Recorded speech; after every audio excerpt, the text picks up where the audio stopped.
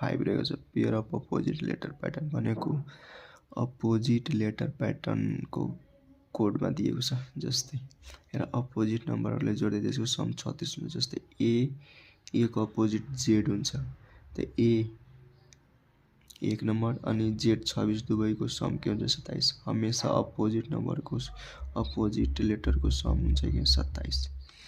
त्यसै ए Z L भनेको हुन्छ 12, ओ भनेको 15, टी भनेको 20, जी भनेको 7, 27, ई भनेको 5, 22, 27, आर भनेको 18, आई भनेको 9। यस्तै यस भनेको आर हो। आर भनेको 18, आई भनेको 9। ठिक छ। ई 5 नम्बर हुन्छ।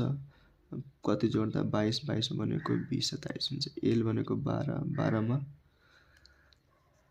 15 जोड्नुपर्छ भनेको ओ 27 हुन्छ। ओ ए को जेड टी भनेको 20 नम्बर हुन्छ भनेको जी 27 हुन्छ। किनभने रिभर्स अर्डरको सम हमेशा कति हुन्छ 27 हुन्छ। त्यही आन्सर गरिएको छ। ई भनेको 5 भनेको 22, भी डी भनेको 4 भनेको